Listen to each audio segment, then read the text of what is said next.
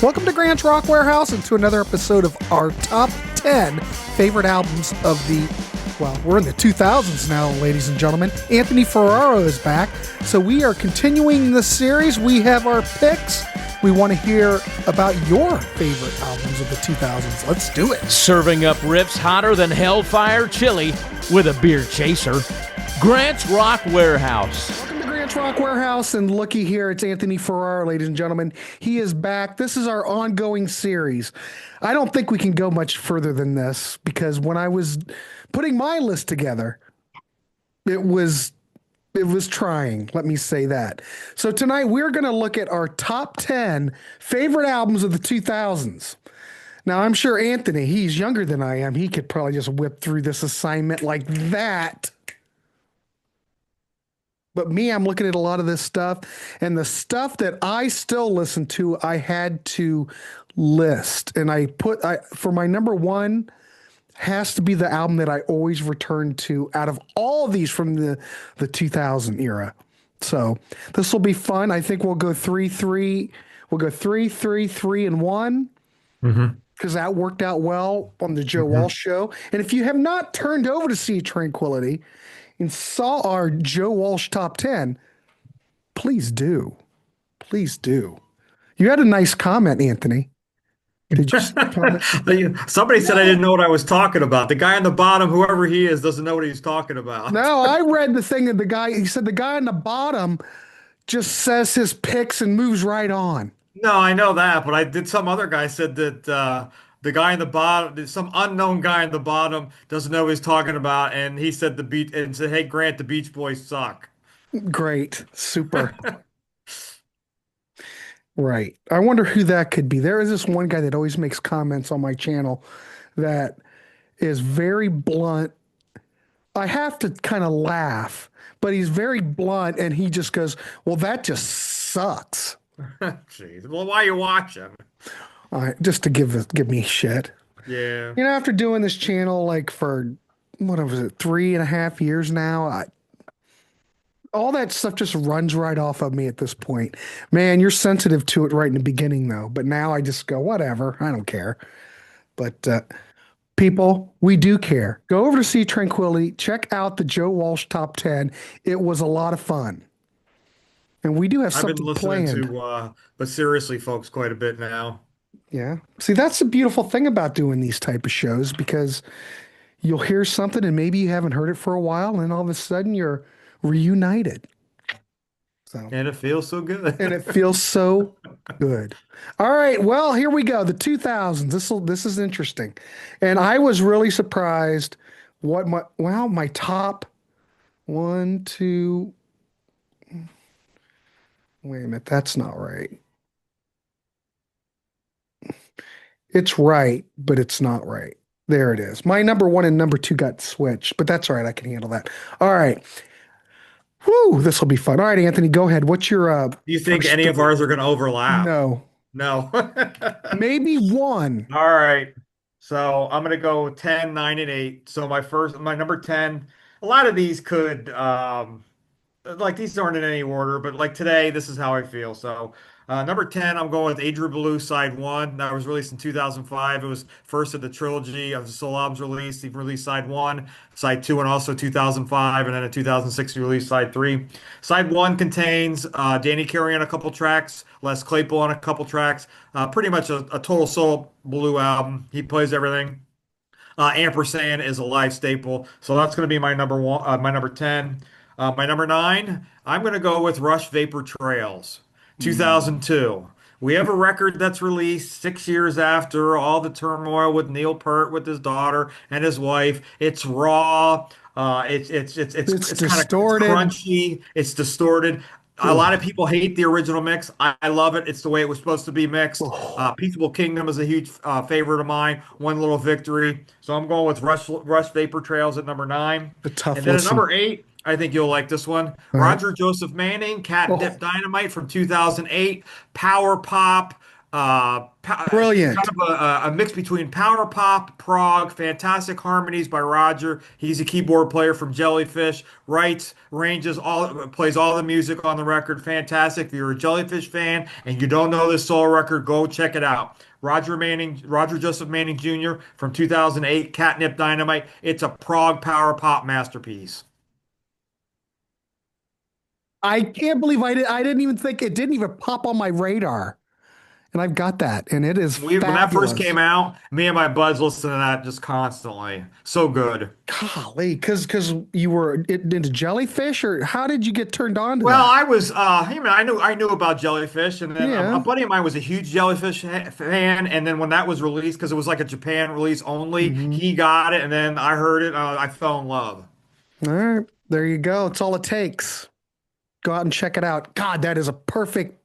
But Vapor Trails, I can't listen to it. It's just so distorted.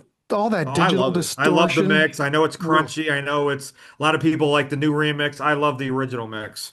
And who was that? Who produced? Who was the engineer? Paul I don't. It wasn't Northrup. Terry Paul. Brown. No, Terry would never put out anything like No, that. I know that. I forget who it was. Whatever, but that guy had worked with Rush for years. How could they record all that stuff with all the digital distortion? How? I've talked about it before. I don't, how could Getty and Alex okay that? Oh, yeah, sounds great. It sounds like shit. It still didn't take away from the songs. I mean, I really love People, Peaceable Kingdom, One Little Victory, But I can't Secret listen to it. Miracle. I can't listen to the songs because the production just is horrid. Oh, I love it. See, you young kids, you can do anything. This I'm is not what that I much younger than propose. you. This is what I propose.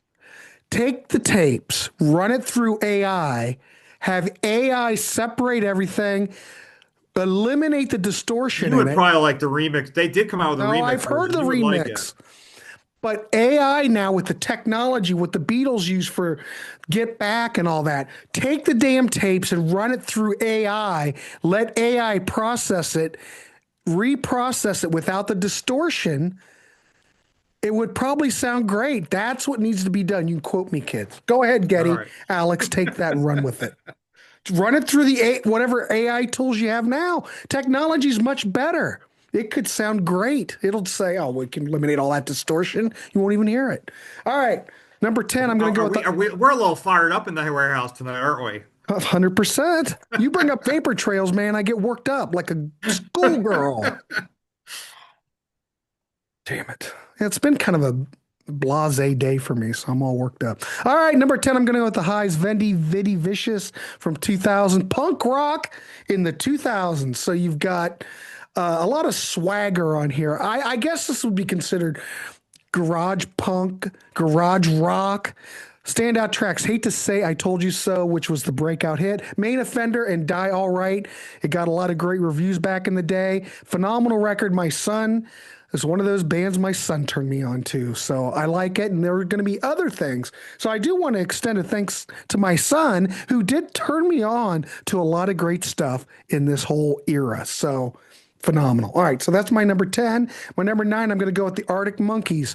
Whatever people say I am, that's what I'm not, from 2006. Another one my kid freaking turned me on to. In fact, we had to get the vinyl for it. It was phenomenal. But anyway, this is their debut. This is, I guess this would be garage rock in the 2000s, or indie rock, post punk. I Bet You Look Good on the dance floor is great. When the Sun Goes Down is phenomenal. Fake Tales is San Francisco. This sold like crazy in the UK, Anthony. But I think this is one of those essential albums from the 2000s. It's fun. It's high tempo. There's just energy on this Arctic Monkeys album. So it's phenomenal. Get yours today, kids. My next pick, I'm going to go with Back Sea Change from 2002.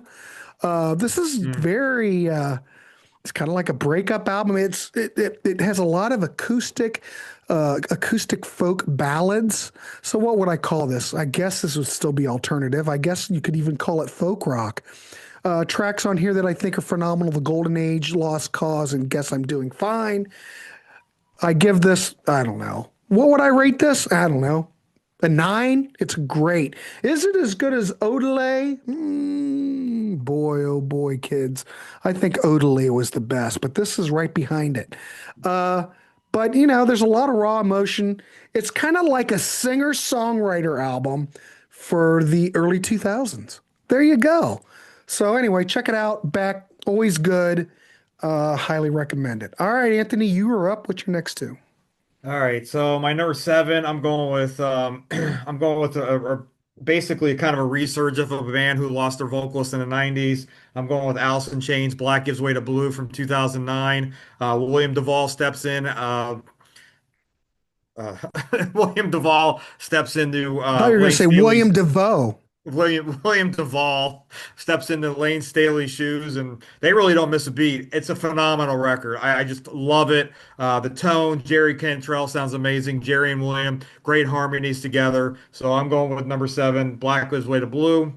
Number six, I'm going with Steven Wilson's first solo record from 2000, 2008, Insurrentes. Um, it's dark.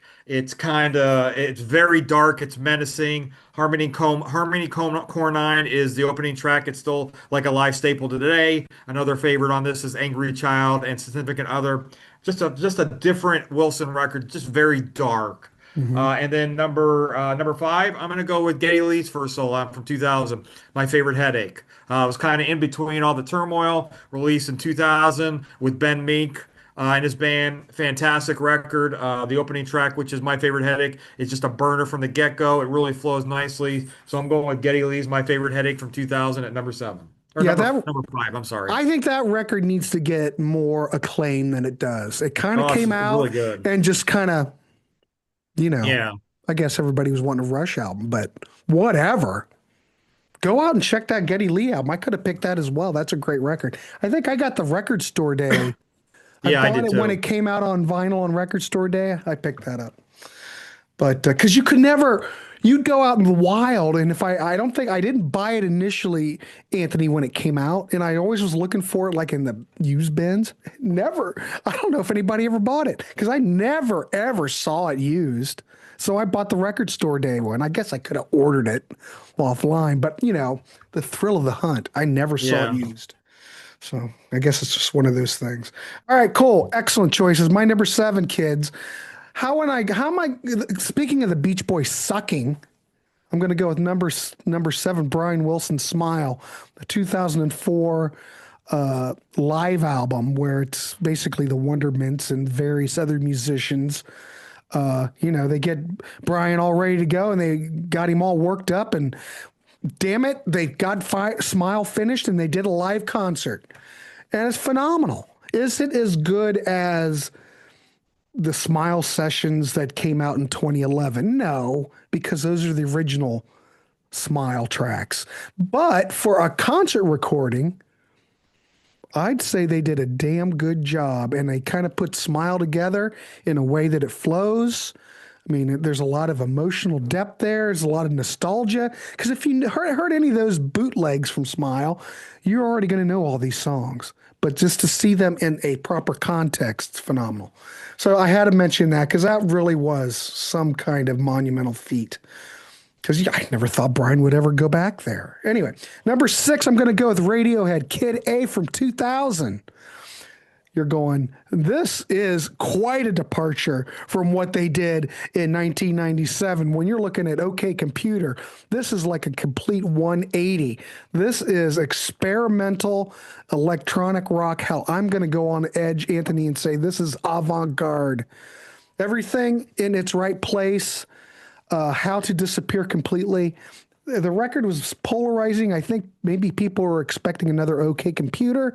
They did not get it. In fact, they've never returned to OK Computer, which I think was their peak. But a lot of people think that this is a classic 10 out of 10. I don't think it's as good as OK Computer, but it's damn near there.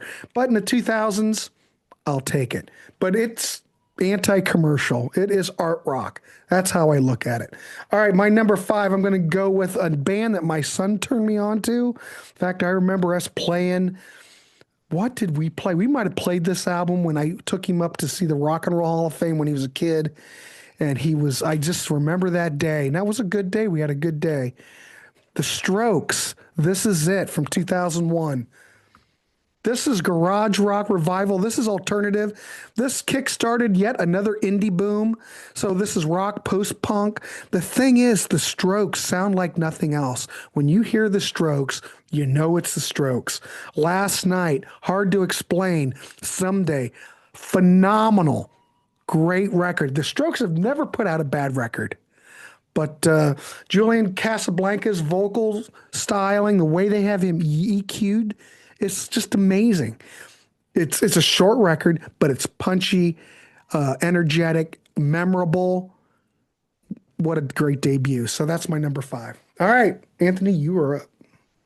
Oh, we had number four already. We're at number four. Wow. All right, so number four, I'm going to go back to 2005. It's probably my last favorite record by these guys, but it's a doozy. I'm going with Dream Theater Octavarium. Oh, I love goodness. the opening track with The Root of All Evil. Mark Portnoy's drums just really kick it off. The ending has like an epic track of 20 minutes, which is the title track, which is phenomenal. Has flute, has everything you want in an epic. Great vocals, great harmonies. So I'm going Dream Theater Octavarium from 2005, and it is literally the last Dream Theater record that I really enjoy. Really? That Hmm. was it? Really? Yeah. That's quite a statement. Well, what was it about So the number later? three, Well, what was it about the later stuff that didn't quite captivate you? I don't know. I mean, some Just of it's not didn't click. bad, but Yeah. it's not like that album's just like perfect to me. So Maybe it they was the couldn't go time when any. I got it. Maybe they couldn't go any further. Maybe that is the peak. I don't know. That can A happen. lot of Dream Theater fans would say otherwise, but you know. Well, whatever. We all hear this stuff differently. All right. All right, so number three, I'm going with another Steven Wilson project. I'm going with Blackfield, self-titled from 2003, with Geffen from I forget what country he's from now. I'm drawing a blank, but fantastic duo. They write a lot of power pop songs, very Beatle-esque, just emotional, very Beatle-esque. Like there's a song in there called Hello, which is very Beatle-esque sounding, just phenomenal, just like a great power pop record. I love it. So that's gonna be my number three, Awesome. Blackfield, self-titled. My number two. I'm going with King Crimson, Power to Believe, 2003, kind of the last King Crimson record, featuring Blue, Fripp, Trey Gunn, and Pat Messalone on drums. It's a monster. It's a banger. It features some of Adrian Blue's best vocals. Eyes Wide Open is one of my favorite tracks. Level 5 was a live staple for years. Just phenomenal monster album by King Crimson. Power to Believe from 2003, and that's my number two. So you said the band was Blackfield? Blackfield, yes. Blackfield. What year did that come out? 2003. You know how this show works, kids. You have me sold, Anthony. Now I'm going to have to go out and check it out. I'm not It's aware of that record. it's killer. All right. I'm here. That I knew there'd be something. Most of the other stuff I'm aware of, but I love it when, panelists or any guests come on and throw me something. And that's right up my alley. You know that. So, all right, I'm going to go check it out. All right. My number three, or number four. Jesus, Grant, if I could count, would help. I'm going to go with Wilco, Yankee Hotel Foxtrot from 2002. Absolutely brilliant. Experimental alt country. It's got noise, it's got folk, it's avant-garde in places. This was the record that was rejected by Reprise, and they ended up putting it out. They ended up putting it out on another label. It is absolutely brilliant. So it became a cult hit, but it's got so many different things. I'm not even sure what category to place it in. I guess rock experimental, Jesus, etc. I am trying to break your heart. Heavy metal drummer might be my favorite track on here. I think it's only sold like 50,000 copies, 500,000 copies. That's it. But hey, fantastic record. Number three. Oh God, now we're really getting to the good stuff. All right. My number three, I'm going to go with The Killers, Hot Fuss from 2004. Absolutely brilliant. Great production. Nobody sounds like the Killers. It's kind of like you play the Killers, you play the Strokes, you know who they are, but fuses new wave, post punk, synth pop. It's glammy in parts, but it's very rock indie pop. Standout tracks, Mr. Brightside, phenomenal track. Whenever I hear it, if I ever play it on the radio, I don't turn it off. Somebody told me, excellent. All these things that I've done, this was a big commercial success. It sold 7 million copies, got a lot of good reviews. It's pretty high on my list, but I have to go with the records that I return to most of. And this is one record that I still put on. So that's my number three. My number two is going to be the Flaming Lips. Yoshimi Battles the Pink Robots from 2002. What do you even call this record? This is This is a psychedelic rock masterpiece in 2002. Got electronic elements. You got storytelling. It's centered on the concept. The whole concept. How could you even do an album based on a girl fighting robots? I have no idea. It was the 2000. Take some LSD. Maybe that's how you do it. So I would guess this would be alternative experimental rock. Yoshimi Battles the Pink Robots Part 1, phenomenal. Do you realize? A great hit, phenomenal. Fight Test. I can't even imagine the Lips even having a hit, but it's really an entertaining listen. You are not bored on this record at all, and I think it's phenomenal. So that would be my number two. Anthony? All right, so my number one is going back to, I didn't buy it when it came out because I still wasn't, it was another one of those bands that, passes you by. I didn't find out to them till I discovered this band in 2005, and then I kind of worked my way back, but this was released in 2002. I'm going with Porcupine Tree in Absentia as my number one. Enter new drummer Gavin Harrison. This is, in my opinion, the quintessential Porcupine Tree record. It's got rock, it's got pop, it's got prog, it's got some metal. It just flows so well. Harrison's one of my favorite drummers. He's a beast on the drums. Fantastic. Written material by Stephen Wilson per usual. Like Even Less is the opener. Fantastic. Just great. Some power pop, some metal, some great harmonies. Just has it all. So I'm going with Porcupine Tree in Absentia with my number one. And great album cover. Yes. Yeah, I don't like to look at the album cover. Anyway, cool. All right, my number one. All right. This was easy for me. This is my number one. This album, I think, gave me renewed hope in rock and roll because as far as I was concerned, rock is dead. The 2000s. Well, that might be a little bit extreme, but my number one is an album that I don't even know how I first heard it. I think I heard the song "I Believe in a Thing Called Love" and I just absolutely went crazy. The Darkness, Permission to Land in 2003. That, now I know that wouldn't be on any list. Damn it, this is my list. This is my number one. Glammy, over the top, Justin Hawkins vocals. Either you love him or you hate him, but I love him. I love the falsetto. When I first heard it, my son and I would go around in the car and crank this thing because it just rocked so hard. And it was good rock. It was like the 70s. It's kind of like the rebirth of Queen. Yeah, very much so. All the songs on this first album, and well, second album too, I would say. There's no bad Darkness albums, but this, of course, you have all your whole life to write your first album. Everything on here is all killer. No filler on this. I Believe in a Thing Called Love. Infectious. That's an anthem. Infectious. Growing on Me. Phenomenal. Love is Only Feeling. The whole record. I don't even have to go into it. I love the whole record. It will always be my number one. It brought back arena rock as far as I'm concerned. Is that good or bad? I think it's good. It is what it is. It's full of sing-alongs, kids, and Darkness are great in concert. I love what the whole band brings, and it's just pure rock and roll. That's all I can say.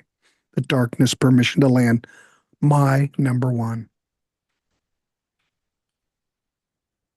There you go. Any thoughts on that, Anthony? I remember when they came out. They're very, very, very Queen-esque. Some people didn't take them seriously. I mean, they're pretty. I don't think they take themselves seriously either. But man, the guitars are blaring, the production's blaring. It's not offensive. I mean, there's a lot of foul language, but that's 2000s for you. Anyway, that is my number one. Any honorables? Anything else you want to add? I was gonna add in. I was gonna throw in Duran Duran's what was it? What was it called? Night Runner from 2007. I Hmm. know Timberland kind of produced it, and it has kind of more like a dancey vibe. But there's some fantastic songs in there. Like "Falling Down" is phenomenal. Just a great, just kind of a great Duran Duran song. So I was Hmm. gonna go with Night Runner from 2007. Yeah, that's worthy. But still, my whole Duran Duran era, it's always that whole era when Andy was still playing guitar for him, you know. Did you But like Astronaut, mm, the comeback album? I'm not even sure if you know what? I don't think I've even heard Astronaut. I mean, Andy Taylor's playing guitar on that, isn't he? Yeah, 2005, I think, Yeah, what 2004. were your thoughts on that? Oh, there's some cool reach for the sunshine or something like that. I forget I forget the songs. I could picture the album cover, but they had a couple hits like reach for the sunshine or something. Mhm. Yeah, I don't know. I'll have to re-listen to it.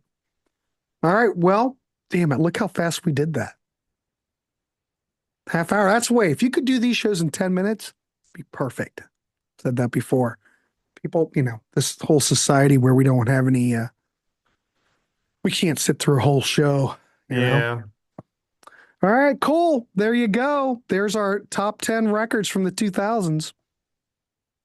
Please leave a comment. Let us know what you think. Tell me how bad my choices are. I guess. Anything you want to add, Anthony? Do you want to try to do the 2010s maybe sometime? I'll give it a shot. I did. I was able to come up with the 2000s. Well, we could That's try 2010. okay.